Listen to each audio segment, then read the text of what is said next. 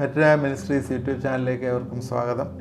കുടുംബ ബന്ധവുമായിട്ട് ചേർന്ന് ചില കുടുംബങ്ങളെ ബൈബിൾ സ്റ്റഡിയിൽ കഴിഞ്ഞ ദിവസങ്ങളിലൊക്കെ ചിന്തിച്ചാണ് നമ്മൾ ശ്രദ്ധിച്ചു കാണും എന്ന് ഞങ്ങൾ വിചാരിക്കുന്നു. കഴിഞ്ഞ ദിവസം മനോഹയുടെ കുടുംബത്തെക്കുറിച്ചും സാംസണിൻ്റെ ജനനത്തെക്കുറിച്ചുമൊക്കെയാണ് ചിന്തിച്ചത്. ഇന്ന് നമുക്കെല്ലാവർക്കും പരിചയമുള്ളതും എല്ലാവരും പ്രസംഗിക്കുന്നതും എപ്പോഴും കേൾക്കുന്നതുമായിട്ടുള്ള അബ്രഹാമിനെയും സാറയെയും കുറിച്ചുള്ള ചില ചിന്തകളാണ് ഇന്ന് ചെയ്യാനായിട്ട് ആഗ്രഹിക്കുന്നത്. അബ്രഹാം സാറ കുടുംബത്തെ അറിയാത്തവരാരുമില്ല. വിശ്വാസികളുടെ പിതാവായ അബ്രഹാം ഒരുപാട് പ്രസംഗങ്ങൾ കേട്ടിട്ടുണ്ട്. എന്നാൽ അതുമായിട്ട് ബന്ധപ്പെട്ട ചില ചിന്തകൾ നമ്മൾ ഇന്ന് ക്രിസ്തീയ കുടുംബത്തിലെ അവരുടെ മാതൃകകൾ ഏത് രീതിയിലാണെന്നുള്ളതാണ് നമ്മൾ പറയാനായിട്ട് ഉദ്ദേശിക്കുന്നത്. അല്ലാതെ അവരെക്കുറിച്ച് വലിയ കാര്യങ്ങളല്ല, ചില പിൻ പോയിൻ്റായിട്ട് ചില അവരുടെ മാതൃകകൾ ആണ് നമ്മളിന്ന് ഇതിനകത്ത് സംസാരിക്കാനായിട്ട് ആഗ്രഹിക്കുന്നത്. ഉൽപ്പത്തി പുസ്തകം 11-ാം അധ്യായത്തിൽ വരുമ്പോഴാണ് തേരഹിൻ്റെ 70 വയസ്സായപ്പോൾ അവർ അബ്രഹാം, നാഹോർ, ഹാരാൻ എന്നിവരെ ജനിപ്പിച്ചു എന്ന് പറഞ്ഞിട്ട് അവിടെ നിന്നാണ് അബ്രഹാമിൻ്റെ ലൈഫ് സ്റ്റാർട്ട് ചെയ്ത് നമ്മുടെ ബൈബിളിൽ കാണാം. അബ്രഹാമും നാഹോരും ഭാര്യമാരെ എടുത്തു എന്ന് പറയുന്നു. അബ്രഹാമിൻ്റെ ഭാര്യയ്ക്ക് സാറായി എന്നും നാഹോറിൻ്റെ ഭാര്യയ്ക്ക് മിൽക്ക എന്നും പേർ എന്ന് പറഞ്ഞ് 11-ാം അധ്യായത്തിലെ 29-ാം വാക്യത്തിൽ അത് വന്ന് സാറായി മച്ചിയായിരുന്നു എന്ന് പറയുന്നു. എന്നാൽ അവർ അവിടെ നിന്ന് പുറപ്പെട്ടു. 12-ാം അധ്യായത്തിൽ കാണുമ്പോഴത്തേക്ക് അവരവിടെ നിന്ന് പുറപ്പെട്ടു. എന്താണ്? ദൈവത്തിൻ്റെ അരുളപ്പാടനുസരിച്ച് ദേശത്തെയും ചാർച്ചക്കാരെയും പ്രതിഭവനത്തെയും വിട്ട് ദൈവം അവനെ തിരഞ്ഞെടുക്കുകയാണ്. അബ്രഹാമിനെ ദൈവം തിരഞ്ഞെടുക്കുക. അബ്രഹാം തിരഞ്ഞെടുത്തപ്പോൾ ശ്രദ്ധിച്ചാൽ അറിയാം, 12-ാം അധ്യായത്തിൽ അവർ ദൈവഹിതം അനുസരിക്കുവാനുള്ള തീരുമാനത്തിൽ കുടുംബമായിട്ടാണ് പുറപ്പെട്ടത്.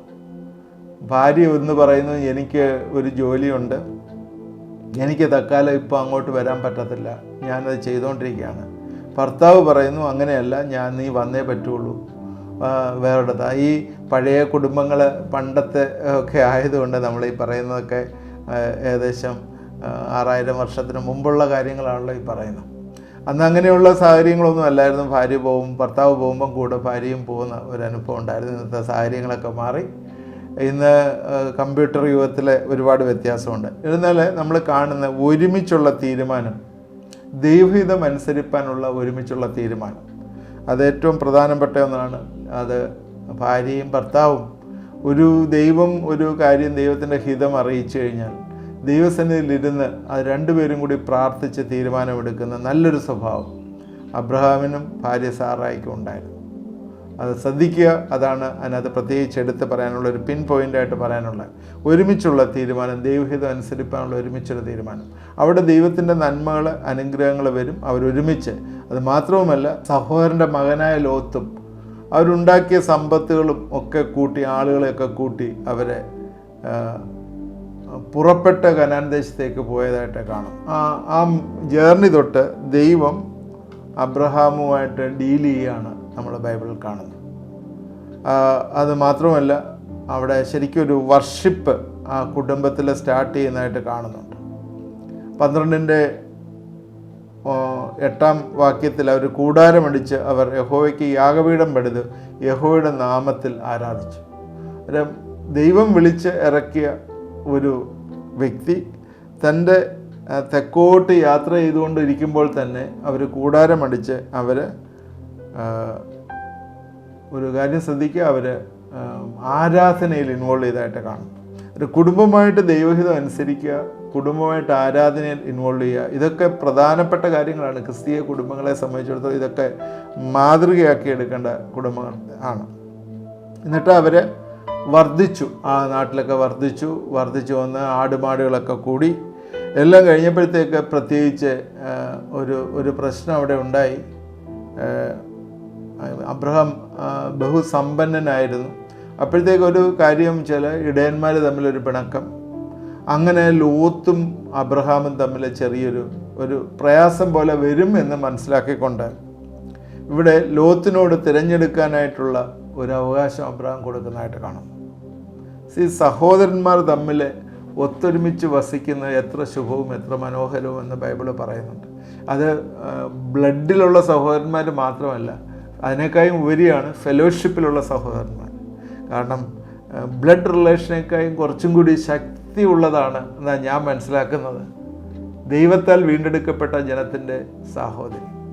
കാരണം ബ്ലഡ് റിലേഷനകത്ത് ആളുകൾ നഷ്ടപ്പെട്ടു പോകാനുള്ള സാധ്യതകളുണ്ട്, ദൈവത്തെ അറിയാതെ നഷ്ടപ്പെട്ടു പോകാനുള്ള സാധ്യതയുണ്ട്. എന്നാൽ ദൈവം വീണ്ടെടുത്ത സഹോദരങ്ങൾ എന്ന് പറഞ്ഞാൽ യേശുവിൻ്റെ ശരീരത്തിൻ്റെ ഭാഗമായിരിക്കുന്ന സഹോദരങ്ങൾ നഷ്ടപ്പെട്ടു പോകാനുള്ള സാധ്യതകൾ തുലവും കുറവാണ്. അതുകൊണ്ട് എന്താണ് അവർ തമ്മിലുള്ള സ്നേഹവും ഫെലോഷിപ്പും ഏറ്റവും പ്രധാനമാണ്. എന്നാൽ ഇവിടെ സഹോദരനായിട്ടുള്ള ലോത്ത് അതൊരു തിരഞ്ഞെടുക്കാനുള്ളൊരു അവകാശം കൊടുക്കുകയാണ്. അവിടെ കാണേണ്ട ഒരു കാര്യം, പ്രത്യേകിച്ച് നമ്മൾ ശ്രദ്ധിക്കേണ്ട ഒരു കാര്യം, നമ്മുടെ ബ്ലഡ് സഹോദരങ്ങളാണെങ്കിൽ പോലും ഈ വസ്തുവകകളൊക്കെ പാർട്ടീഷൻ നടത്തുന്ന സമയങ്ങളിൽ തിരഞ്ഞെടുപ്പിൻ്റെ ഉത്തരവാദിത്വം നമ്മളിങ്ങനെ കൊടുക്കും. ഇവിടെ ആ സമയത്ത് ഒരുപാട് അസറ്റ്സ് അല്ലെങ്കിൽ ഒരുപാട് സമ്പത്തുണ്ടായിരുന്നെങ്കിലും അബ്രഹാം ലോത്തിന് തിരഞ്ഞെടുക്കാനുള്ള അധികാരം കൊടുത്തു, തീരുമാനമെടുക്കാനായിട്ട്. ആ തിരഞ്ഞെടുപ്പ്, അവൻ്റെ സെലക്ഷൻ ചില പ്രശ്നങ്ങൾ പിന്നീട് ഉണ്ടാക്കിയായിട്ട് നമുക്ക് കാണാം. അവൻ നീരോട്ടമുള്ള യോർദാൻ അക്കരെയുള്ള പ്രദേശമൊക്കെയും നീരോട്ടമുള്ളത് തിരഞ്ഞെടുത്ത് സോതോമിനെയും ഗോമോറയും നശിപ്പിക്കുന്നതിന് മുമ്പ് അത് ഏറ്റവും ഫെർട്ടൈലായിട്ടുള്ള സ്ഥലമായിരുന്നു. ലോകത്തിലെ തിരഞ്ഞെടുപ്പുകളൊക്കെ ആ രീതിയിലാണ്. നമുക്ക് ഒരുപാട് മെസ്സേജുകൾ ഇതിൽ നിന്ന് വരുന്നു, അതുകൊണ്ട് പെട്ടെന്ന് മനസ്സിൽ ഓർക്കുന്ന പറയാം. ലോകത്തിലുള്ള തിരഞ്ഞെടുപ്പ് എപ്പോഴും അങ്ങനെയാണ്. ഏറ്റവും നല്ലത്, ഏറ്റവും ബെസ്റ്റ് ഒക്കെയാണ് നമ്മൾ തിരഞ്ഞെടുക്കുക. ലോകത്തിലെ നമ്മുടെ ദൃഷ്ടിയിൽ ഏറ്റവും നല്ലതായിട്ട് കാണുന്നതൊക്കെ തിരഞ്ഞെടുക്കും. എന്നാൽ അതിൻ്റെ അവസാനം എന്തൊക്കെയാണ് വന്നതെന്ന് നമുക്കറിയാം. അവൻ്റെ തിരഞ്ഞെടുപ്പിൻ്റെ പ്രശ്നം ആണെന്ന് നമുക്കൊരു കംപ്ലൈൻ്റായിട്ട് പറയാൻ പറ്റത്തില്ല. പക്ഷേ അവിടെ അങ്ങനെയുള്ള ആൾക്കാർ വസിച്ചിരുന്നു എന്നുള്ളത് സത്യമാണ്. അതുകൊണ്ട് ആ പട്ടണങ്ങളെ നശിപ്പിച്ച് കളഞ്ഞു, ദൈവം തീയിറക്കി നശിപ്പിച്ച് കളഞ്ഞതൊക്കെ നമ്മൾ കാണും. ഓക്കെ, അന്നേരം രണ്ടാമത് ഞാനിവിടെ പറയാനായിട്ട് ആഗ്രഹിച്ചത്, സഹോദരന് വേണ്ടി തിരഞ്ഞെടുപ്പിനുള്ള അവകാശവും അധികാരവും കൊടുക്കുന്ന അബ്രഹാം എന്ന് പറഞ്ഞാൽ, അബ്രഹാമിന് സമ്പത്തുണ്ടായിട്ടും, അതാണ് അതിനകത്ത് ഏറ്റവും വലിയ മെസ്സേജ്, അബ്രഹാമിന് സമ്പത്തുണ്ടായിട്ടും അവൻ്റെ ഇൻട്രസ്റ്റ്, അവൻ്റെ താല്പര്യം സമ്പത്തിലല്ലായിരുന്നു. അതാണ് അവൻ്റെ വിളിയായിരുന്നു അവൻ്റെ പ്രധാനം, അവൻ്റെ സമ്പത്തല്ലായിരുന്നു പ്രധാനം. അതാണ് നമ്മൾ മനസ്സിലാക്കേണ്ടത്. നമ്മളെയൊക്കെ പ്രത്യേകിച്ചും ക്രിസ്തീയ വിശ്വാസികളെ ദൈവം വിളിച്ച് ഉത്തരവാദിത്തങ്ങൾ ഫലമേൽപ്പിച്ച് ദൈവത്തെ മഹത്വപ്പെടുത്തുവാനായിട്ട് കുടുംബങ്ങളാക്കി വെച്ചിരിക്കുമ്പോഴേ നമ്മുടെ എയിം എന്ന് പറഞ്ഞാൽ ഏതെങ്കിലും രീതിയിൽ സമ്പത്തുണ്ടാക്കി വർദ്ധിപ്പിച്ച് പോവുക എന്നുള്ളതല്ല, ദൈവത്തിൻ്റെ ഹിതം ഈ ലോകത്തിൽ നടപ്പാക്കുക എന്നുള്ളതാണ്. അതിന് സമ്പത്ത് വന്നാൽ അതിൽ നിങ്ങൾ ശ്രദ്ധിക്കരുത്, അല്ലെങ്കിൽ അതിൽ ആശ വയ്ക്കരുത് എന്ന് പ്രോവേഴ്സിൽ പറയുന്നു. ആ വാക്യങ്ങൾ പ്രത്യേകം ശ്രദ്ധമാണ്. സമ്പത്തുണ്ടാകാം, എന്നാൽ തിരഞ്ഞെടുക്കാനുള്ള അധികാരം സഹോദരന് കൊടുത്ത ഒരു കാര്യം ഇവിടെ കാണും. വീണ്ടും നമ്മൾ തുടർന്ന് അബ്രഹാമിൻ്റെ ജീവിതവുമായിട്ട് ബന്ധപ്പെട്ട് 14-ാം അധ്യായത്തിലേക്ക് വരുമ്പോഴത്തേക്ക് അവന് വീണ്ടും സമ്പത്ത് വർദ്ധിച്ചതായിട്ട് കാണുന്നു. സമ്പത്ത് വീണ്ടും വർദ്ധിച്ചു. 15-ാം അധ്യായത്തിലേക്ക് വരുമ്പോഴേ വീണ്ടും അവന് ഒരു പ്രയാസം വരികയാണ്. പ്രയാസം എന്ന് പറഞ്ഞാൽ അവൻ്റെ മനസ്സിലൊരു പ്രയാസം വരിക. ഞാൻ മക്കളില്ലാത്തവനായി നടക്കുന്നുവല്ലോ, എൻ്റെ അവകാശി എലയാസർ അത്രേ എന്ന് പറഞ്ഞു. നീ എനിക്ക് സന്തതി തന്നിട്ടില്ല, എൻ്റെ വീട്ടിൽ ജനിച്ച എൻ്റെ ദാസൻ്റെ അവകാശി. അതാണ് അവൻ്റെ ഏറ്റവും വലിയൊരു കൺസേണായി വന്നത്, എനിക്ക് മക്കളില്ല എന്ന്. പക്ഷെ ദൈവം അവനോട് പറഞ്ഞ പ്രോമിസുണ്ട്, നിന്നെ ഞാൻ അനുഗ്രഹിക്കും, നിന്നെ വലിയൊരു ജാതിയാക്കും എന്നുള്ള പ്രോമിസുണ്ട്. അപ്പോഴേ ദൈവം അവനോടൊരു ഉടമ്പടി ചെയ്യുകയാണ്. 15-ാം അധ്യായത്തിൻ്റെ 18-ാം വാക്യത്തിലേക്ക് വരുമ്പോഴേ അബ്രഹാമിനോടൊരു നിയമം ചെയ്യുകയാണ്. എന്താണ്? ഫ്രാത്ത് നദിയായ മഹാനദി ഉള്ള ഈ ദേശം, അവിടെ കേന്യർ, കെനീസ്യർ, കദ്മോമ്യർ, ഹിത്യർ, പെരിസ്യർ, രഫേമ്യർ, അമോര്യർ, കനാന്യർ, ഗിർഗശ്യർ, എബൂസ്യർ എന്നിവരുടെ ദേശത്തെ ഞാൻ നിനക്ക് തന്നിരിക്കുന്നു. ദൈവം അന്ന് കൊടുത്ത ഒരു ഉടമ്പടിയാണ്. അന്ന് അവിടെ സംഭവം ഉണ്ടായി. സൂര്യൻ അസ്തമിച്ച ശേഷം തീച്ചൂള, ജ്വലിക്കുന്ന പന്തം ഒക്കെ കാര്യങ്ങൾ നമുക്ക് 15-ാം അധ്യായത്തിൽ വായിച്ചാൽ നമുക്ക് മനസ്സിലാവും. അബ്രഹാമായിട്ടൊരു ഉടമ്പടി ചെയ്യുകയാണ്. ആ ഉടമ്പടിയിൽ അവനോട് പറയുകയാണ്, നിനക്കിതെല്ലാം ഞാൻ തരും, നീ അങ്ങനെ ഇരിക്കത്തില്ല എന്നുള്ള രീതിയിൽ തരികയാണ്. അന്നേരം 14-ാം അധ്യായത്തിൽ ദൈവം അവനോട് ഇടപെടുകയാണ്. കാരണം എന്താണ്? അവൻ ദൈവത്തിൻ്റെ സന്നിധിയിൽ നീതിയോടുകൂടി ജീവിക്കുകയും ദൈവത്തിൻ്റെ കൽപ്പനകളെ മനസ്സിലാക്കുകയും ചെയ്തപ്പോഴത്തേക്ക് അവൻ ദൈവത്തിൻ്റെ സന്നിധിയിലെ നീതിയോടായതുകൊണ്ട് ദൈവം അവനോട് ഇടപെട്ടു. 16-ാം അധ്യായം, ഞാനിത് പെട്ടെന്ന് പറഞ്ഞു പോകുന്ന അബ്രഹാമിൻ്റെ ജീവിതത്തിൽ നിന്ന് ചില നമുക്ക് കുടുംബജീവിതത്തിൽ ഉപയോഗിക്കാൻ പറ്റുന്ന ചില ക്യാരക്ടറാണ്. 16-ാം അധ്യായത്തിൽ നമുക്കറിയാം, ഇതെല്ലാം കൊടുത്തിട്ടും അവിടെ നമുക്ക് ശ്രദ്ധിക്കേണ്ട ഒരു കാര്യം, ഈ പ്രോമിസ് സാറായിയെ സംബന്ധിച്ചിടത്തോളം ഭയങ്കര ബുദ്ധിമുട്ടായിരുന്നു. സ്ത്രീകളെ സംബന്ധിച്ചിടത്തോളം ഏറ്റവും വലിയ അവരുടെ അംബീഷനാണ്, അവർക്ക് കുഞ്ഞുങ്ങൾ വേണമെന്നുള്ളത് അവരുടെ ഒരു വലിയ താല്പര്യമാണ്. ഇവിടെ സാറ ഗർഭം ധരിക്കുന്നില്ല, സാറ മച്ചിയായിട്ടിരിക്കുക. ഒരുപാട് പ്രോമിസും ഒക്കെ ദൈവം പറഞ്ഞിട്ടുണ്ട്, എന്നാലും അവൾക്ക് മക്കൾ ലഭിക്കുന്നില്ല എന്നുള്ള വലിയ വിഷമത്തിൽ ദൈവത്തിൻ്റെ പ്രോമിസ് മീറ്റ് ചെയ്യാനായിട്ട് അവളൊരു ഷോർട്ട് കട്ട് കണ്ടുപിടിക്കുന്നു. ദൈവത്തിൻ്റെ പ്രോമിസ് മറന്നു.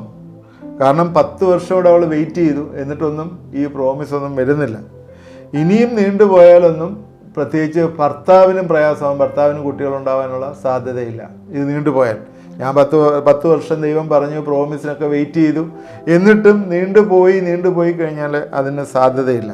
അന്നേരം ദൈവവാഗ്ദത്തം ഉണ്ടെങ്കിലും അത് പൂർണ്ണമായിട്ട് വിശ്വസിക്കാനായിട്ട് ഇവിടെ സാറായിക്ക് ഇടവരുന്നില്ല എന്നുള്ളത് നമ്മൾ മനസ്സിലാക്കുക. അതുകൊണ്ട് എന്താണ് സംഭവിക്കുന്നത്? അന്ന് ഒന്നിൽ കൂടുതൽ ഭാര്യമാരുണ്ടായിരുന്ന കാലമാണ്, അത് ഭാര്യമാരെ എടുക്കാൻ പറ്റും. അന്നേരം എന്താ സംഭവിക്കുക? ഒരു ഷോർട്ട് കട്ട് കണ്ടുപിടിച്ചു. ഹാഗാറിനെ കൊണ്ട് കൊടുക്കുന്നു. ഇതെല്ലാം നമുക്ക് അറിയാവുന്ന കാര്യങ്ങളാണ്. ഹാഗാറിനെ കൊണ്ട് കൊടുക്കുന്നു. എന്നാൽ ഈ ഹാഗാർ ഒരു കുഞ്ഞ് ജനിക്കുന്നു, ഇസ്മായിൽ. എന്നിട്ട് ഇസ്മായിലിനെ അവിടെ നിന്ന് കൊണ്ടുപോവുകയൊക്കെ ചെയ്യുന്നതായിട്ട് കാണുന്നു. എന്നാൽ ഇവിടെ എന്താ ഞാൻ പറയാൻ ഉദ്ദേശിച്ചതെന്ന് ചോദിച്ചാൽ, ദൈവത്തിൻ്റെ ആലോചനയ്ക്ക് വിരോധമായിട്ടൊരു തീരുമാനം, ദൈവം പറഞ്ഞിരിക്കുന്ന പ്രോമിസിൽ ഉറച്ചു നിൽക്കാതെ അതിന് വിരോധമായൊരു തീരുമാനം സാറ എടുക്കാനായിട്ട് ഇവിടെ ഇടവന്നു. അത് സാറ എടുക്കുകയല്ല, അത് അബ്രഹാമിനെ കൊണ്ട് ചെയ്യിച്ചു. ഉൽപ്പത്തി പുസ്തകത്തിനകത്ത് ആദ്യ ഭാഗത്തിലെ ഏദൻ തോട്ടത്തിലും ഇതുപോലെ തന്നെയാണ് നടന്നത്. ദൈവം പറഞ്ഞിരിക്കുന്ന കാര്യങ്ങളിൽ നിന്ന് മാറി ചിന്തിക്കാനായിട്ട്. കാരണം സ്ത്രീകളെ സംബന്ധിച്ചിടത്തോളം നേരത്തെ നമ്മൾ സംസാരിച്ച അവർ കൂടുതൽ ഇമോഷണലാണ്. അവർ പല ഇമോഷൻസിൻ്റെയും കീഴിലാണ് ജീവിക്കുന്നത്. അതുകൊണ്ട് പലതും ചിന്തിക്കാതെ പെട്ടെന്ന് തീരുമാനമെടുക്കും. അവിടെ ആ ഇമോഷണലിലെ തീരുമാനം എടുക്കുമ്പോഴേ ചില സമയങ്ങളിൽ തെറ്റിപ്പോകാനുള്ള സാധ്യതകളുണ്ട്. ഇവിടെ അത് തെറ്റിപ്പോയി എന്ന് കാണുന്നു. പിന്നെ നമുക്കറിയാം, അബ്രഹാമിന് 99 വയസ്സ് വരെ 13 വർഷത്തോളം ദൈവം ഇടപെട്ടില്ല എന്ന് നമ്മൾ കാണുന്നു. 13 വർഷത്തേക്ക് പിന്നെ അബ്രഹാമിനോട് ദൈവം സംസാരിക്കുന്നതായിട്ട് കാണുന്നില്ല. കാരണം ഇവരുടെ ഇടയിലുള്ള സംഭവമാണ്, ആഗാർ ഗർഭം ധരിച്ചു, പ്രസവിച്ചു, അതിനെ മാറ്റുന്നു, ഇങ്ങനെയുള്ള കാര്യങ്ങളെല്ലാം കാണുന്നുണ്ട്. ഈ കാര്യങ്ങളെല്ലാം നമ്മളെ കാണുന്നുണ്ട്. ഇതെല്ലാം തന്നെ ഒരു കാര്യം ഉറപ്പാണ്, ദൈവത്തിൻ്റെ ഹിതത്തിൽ നിന്ന് വിപരീതമായി ഒരാലോചന നമ്മൾ എടുത്തു കഴിഞ്ഞാൽ അതിൻ്റെ കോൺസിക്വൻസ് നമ്മൾ അനുഭവിക്കേണ്ടി വരും. ദൈവവുമായിട്ട് ദിവസവും സംസാരിച്ചുകൊണ്ടിരുന്ന, അല്ലെങ്കിൽ ദൈവം ഇടയ്ക്കിടയ്ക്ക് അബ്രഹാമിനോട് സംസാരിച്ചുകൊണ്ടിരുന്ന അടുത്ത 13 വർഷത്തോളം അവനോട് ഇടപെട്ടില്ല എന്ന് നമ്മൾ പിന്നീട് കാണുന്നു. അതെന്താണ്? ദൈവഹിതത്തിൽ നിന്ന് മാറിപ്പോകുന്നു. അതുകൊണ്ട് കുടുംബങ്ങൾ എപ്പോഴും ശ്രദ്ധിക്കേണ്ടത്, നമ്മൾ ചെയ്യുന്ന കാര്യങ്ങൾ ദൈവത്തിൻ്റെ ആലോചനയിൽ നിന്നാണോ ചെയ്യുന്നത് എന്ന് നമ്മൾ ശ്രദ്ധിക്കുകയും അതനുസരിച്ച് നമ്മൾ കാര്യങ്ങളെ ക്രമീകരിക്കുകയും ചെയ്യണം കുടുംബത്തിൽ. ഇതും വലിയൊരു മെസ്സേജാണ് നമുക്ക് കുടുംബജീവിതത്തിലെ. ദൈവത്തിൻ്റെ ആലോചനയ്ക്ക് വിരോധമായൊരു തീരുമാനം നമ്മൾ എടുക്കാനായിട്ട് പാടുകയില്ല എന്നുള്ളത്. എന്നാൽ അടുത്ത ഒരു കാര്യം നമുക്ക് കാണാം. 17-ാം അധ്യായത്തിലേക്ക് വരുമ്പോഴത്തേക്ക് നമുക്ക് കാണാം, വീണ്ടും ദൈവം ആ പ്രോമിസ് ഓർപ്പിക്കുകയാണ്. 99 വയസ്സായപ്പോഴേ വീണ്ടും അബ്രഹാമിനോട് പ്രത്യക്ഷനായിട്ട് ആ പ്രോമിസ് വീണ്ടും ദൈവം അവന് കൊടുക്കുകയാണ്. എന്താണ്? ദൈവം പറഞ്ഞ വാഗ്ദത്തം അത് നടത്തും. ഇതും ഇന്ന് നമ്മൾ ചിന്തിക്കേണ്ട ഒരു കാര്യമാണ് കുടുംബങ്ങളിൽ. ദൈവം നിങ്ങൾക്കൊരു വാഗ്ദത്തം ചെയ്തിട്ടുണ്ടെങ്കിൽ, ദൈവമാണ് പറഞ്ഞെങ്കിൽ അത് നടത്തിയിരിക്കും എന്നുള്ളത് ഏറ്റവും ഇമ്പോർട്ടൻ്റ് ആണ്. അപ്പോഴേ ഞാനിന്ന് 3-4 പോയിൻറ്റ്സ് അബ്രഹാമിൻ്റെ ജീവിതവുമായിട്ട് ബന്ധപ്പെട്ട് 11-ാം അധ്യായത്തിൽ തൊട്ട്, ജനസിസ് 11 തൊട്ട്, ഉൽപ്പത്തി 11 തൊട്ട് 16, 17 വരെയുള്ള അധ്യായങ്ങളിൽ 3-4 കാര്യങ്ങൾ പറഞ്ഞു. ഒന്ന്, ദൈവഹിതം, ഒരുമിച്ചുള്ള തീരുമാനം, ഭാര്യയും ഭർത്താവും ഒരുമിച്ചുള്ള തീരുമാനം, ദൈവഹിതം അനുസരിപ്പാൻ. രണ്ടാമത്, കുടുംബങ്ങളിലെ സഹോദരങ്ങളുമായിട്ട് ചേർന്നിരിക്കുമ്പോൾ സഹോദരങ്ങൾക്ക് തീരുമാനിക്കാനുള്ള അവകാശം. കാരണം അബ്രഹാമിനെ സംബന്ധിച്ചിടത്തോളം സമ്പത്തിനൊക്കെ ഉപരിയായിട്ട് ദൈവം അല്ലെങ്കിൽ ദൈവകൽപ്പനയായിരുന്നു പ്രാധാന്യം. അതുകൊണ്ട് സമ്പത്തിൽ ആശ്രയം വെച്ചില്ല എന്നുള്ളത് ഏറ്റവും പ്രധാനപ്പെട്ട. മൂന്നാമത്, ദൈവഹിതത്തിന് വിരോധമായിട്ടുള്ള ആലോചന ഹാഗാർ കൊണ്ടുവന്നപ്പോൾ അതിൻ്റെ പിന്നിലുള്ള നാശം നമുക്കറിയാം. ഇന്നും ഇസ്രായേൽ കലുഷിതമായിരിക്കുന്നതിൻ്റെ കാരണം ഇസ്മായിലീറ്റ്സ് എന്ന് പറഞ്ഞ അറബ്സ്, അവൻ്റെ പിന്നീടുള്ള പിന്തുടർച്ച ആയിട്ടുള്ള ആൾക്കാരാണല്ലോ അറബ്സ്. അവരുമായിട്ട് ഇസ്രായേലിൻ്റെ ഇഷ്യൂസ് ഇന്നും അത് തുടർന്നുകൊണ്ടിരിക്കുകയാണ്. ഇന്നും ഇസ്രായേലിന് തലവേദനയായിക്കൊണ്ടിരിക്കുകയാണ്. അന്നത്തെ അബ്രഹാമിൻ്റെ ഭാര്യ സാറ എടുത്തൊരു തീരുമാനമാണ് ഇന്നും ആ പ്രയാസം ഉണ്ടാക്കിക്കൊണ്ടിരിക്കുന്നത്. അത് മാറിയിട്ടില്ല. അതിന് എന്ന് മാറുമെന്ന് നമുക്കും അറിയത്തില്ല. കർത്താവിൻ്റെ രണ്ടാമത്തെ വരവെങ്കിൽ 1000 ആണ്ട് വാഴ്ചയിലൊക്കെ ആയിരിക്കും അത് മാറുന്നത്, നമുക്കറിയത്തില്ല. എന്തായാലും അതിപ്പോഴും നിലനിൽക്കുന്നു. 4ാമത് പറഞ്ഞത്, ദൈവം വാഗ്ദത്തം പറഞ്ഞാൽ അത് നിവർത്തിക്കും. ഇവിടെ 17-ാം അധ്യായത്തിലെ ദൈവം വാഗ്ദത്തം നിവർത്തിക്കുന്നതിനെ കുറിച്ചാണ്. അത് നമുക്ക് അടുത്ത എപ്പിസോഡിൽ ചിന്തിക്കാം. തീർച്ചയായും ഇന്നത്തെ ചിന്തകൾ നമുക്ക് പ്രയോജനമായി തീർന്നു എന്ന് വിചാരിക്കുന്നു. അബ്രഹാമിൻ്റെയും സാറയുടെയും ജീവിതത്തിൽ നിന്ന് നമുക്ക് ഒരുപാട് പഠിക്കാനുണ്ട്. നിങ്ങൾ ഭവനത്തിൽ ഇരിക്കുകയും ഇത് പഠിക്കുകയും ചെയ്യുമ്പോഴേ 11 തൊട്ട് ഉള്ള അധ്യായങ്ങൾ നമ്മൾ വായിക്കണം. വായിച്ച് നിങ്ങളുടെ ഹൃദയത്തിൽ മനസ്സിൽ വരുന്ന കാര്യങ്ങൾ അണ്ടർലൈൻ ഇട്ട് പഠിച്ചു കഴിഞ്ഞാൽ ഒരു കുടുംബത്തിന് ആവശ്യമുള്ള കാര്യങ്ങളെല്ലാം അതിനകത്തുണ്ട്. ഒരുപാട് കാര്യങ്ങൾ ഞാൻ ഈ പറഞ്ഞതിൽ കൂടാതെ ഉള്ള ചില കാര്യങ്ങൾ നിങ്ങൾ ആ കമൻറ്റ് ബോക്സിൽ അങ്ങനെയുള്ള എന്തെങ്കിലും ഫൈൻഡിങ്സ് ഉണ്ടെങ്കിൽ നിങ്ങൾ ആ കമൻറ്റ് ബോക്സിൽ ഇട്ടാൽ നല്ലതായിരിക്കും. നിങ്ങളത് ടൈപ്പ് ചെയ്യണം, ആ കമൻറ്റ് ബോക്സിൽ ടൈപ്പ് ചെയ്യണം. ഇങ്ങനെയൊക്കെയുള്ള കാര്യങ്ങൾ ഇതിനകത്തുണ്ട് എന്നുള്ളത് ടൈപ്പ് ചെയ്താൽ അത് നല്ലതായിരിക്കും എന്ന് ഞാൻ വിശ്വസിക്കുന്നു. നമുക്ക് പ്രാർത്ഥിക്കാം. ദൈവമായ കർത്താവേ, ഇത് കണ്ടുകൊണ്ടിരുന്ന പ്രിയപ്പെട്ടവരെ നിൻ്റെ കരങ്ങളിലേക്ക് സമർപ്പിച്ച് പ്രാർത്ഥിക്കുന്നു. അബ്രഹാമിൻ്റെ സാറയുടെ ജീവിതത്തിൽ നിന്ന് കുടുംബജീവിതത്തിന് വേണ്ട മാതൃകകൾ ഞങ്ങൾ കാണുവാനായിട്ട് കർത്താവെ ഇടവരുത്തണമേ, സഹായിക്കണമേ. ഞങ്ങൾ ചിന്തിച്ച പോലെ ദൈവഹിതം അനുസരിപ്പാനായിട്ട്, ഒരുമിച്ചുള്ള തീരുമാനങ്ങൾ എടുക്കുവാനായിട്ട്, മറ്റുള്ള സഹോദരങ്ങളെ സഹായിപ്പാനായിട്ട്, ദൈവത്തിൻ്റെ ആലോചനയ്ക്ക് വിരോധമായിട്ട് തീരുമാനിക്കാതിരിക്കാനായിട്ട് കുടുംബങ്ങൾ ഞങ്ങളെയൊക്കെ ഇടവരുത്തുകയും സഹായിക്കുകയും ചെയ്യണമെന്ന് പ്രാർത്ഥിക്കുന്നു. എൻ്റെ കരങ്ങളിലേക്ക് ഏൽപ്പിക്കുന്നു. ഇത് കണ്ടുകൊണ്ടിരിക്കുന്ന കുടുംബങ്ങളിലെ ചില പ്രയാസങ്ങൾ അനുഭവിക്കുന്ന കുടുംബങ്ങൾ ഇത് നിൻ്റെ കരങ്ങളിലേക്ക് ഞങ്ങൾ ഏൽപ്പിച്ച് പ്രാർത്ഥിക്കുന്നു. പിതാവിൻ്റെയും പുത്രൻ്റെയും പരിശുദ്ധാത്മാവിൻ്റെയും നാമത്തിൽ ആ കുടുംബങ്ങളെ അനുഗ്രഹിച്ച് പ്രാർത്ഥിക്കുന്നു. പ്രത്യേകിച്ചും കർത്താവെ, കുഞ്ഞുങ്ങൾ ഇല്ലാതെ പ്രയാസപ്പെടുന്ന ചില കുടുംബങ്ങൾ കർത്താവെ എൻ്റെ മുമ്പിൽ ദൈവം കാണിച്ചു തരുന്നു. നിങ്ങൾ വിശ്വാസത്തോടെ ഒന്ന് പ്രാർത്ഥിക്കുമോ? കർത്താവ്, നിങ്ങൾക്ക് കുഞ്ഞുങ്ങളെ ദൈവം ദാനമായിട്ട് തരും. ഏതൊക്കെ പ്രയാസങ്ങളുണ്ടെങ്കിലും അതിൻ്റെയൊക്കെ മധ്യത്തിൽ ദൈവം ഇടപെടുകയും സഹായിക്കുകയും ചെയ്യും. വേറെ ഷോർട്ട് കട്ടുകളൊന്നും നോക്കേണ്ട ആവശ്യമില്ല. ദൈവം നിങ്ങളോട് കൂടെ ഇരുന്ന് നിങ്ങളുടെ പ്രാർത്ഥനകൾ കേൾക്കുകയും ഉത്തരം തരികയും ചെയ്യും.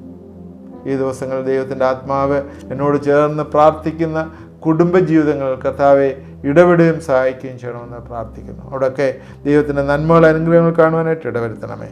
യേശു ക്രിസ്തുവിൻ്റെ നാമത്തിൽ പ്രാർത്ഥിക്കുന്നു, കേൾക്കുമാറാണമേ. ആമേൻ. കണ്ടുകൊണ്ടിരുന്ന എല്ലാവരെയും ദൈവം അനുഗ്രഹിക്കട്ടെ. തുടർമാനമായി വാച്ച് ചെയ്യണം. നമ്മൾ അബ്രഹാം സാറയുടെ ഫാമിലി ലൈഫുമായിട്ട് ബന്ധപ്പെട്ടുള്ള കാര്യങ്ങൾ പറഞ്ഞു. ഇനി അത് ഒരു അടുത്ത എപ്പിസോഡിൽ നമുക്കത് ആ കുടുംബത്തിൻ്റെ കാര്യം തീർക്കാം. തുടർമാനമായിട്ടത് വാച്ച് ചെയ്യണം. നിങ്ങളുടെ ഫ്രണ്ട്സിന് ഷെയർ ചെയ്ത് കൊടുക്കുക. പ്രെയർ റിക്വസ്റ്റ് ഉണ്ടെങ്കിൽ ആ വാട്സാപ്പ് നമ്പറിൽ അയച്ചു തന്നാൽ നമുക്ക് പ്രാർത്ഥിക്കുന്നതാണ്. ആദ്യമായിട്ട് കാണുന്നവർ സബ്സ്ക്രൈബ് ചെയ്യാനായിട്ട് മടിക്കേണ്ട. ദൈവം നമ്മളെ അനുഗ്രഹിക്കും.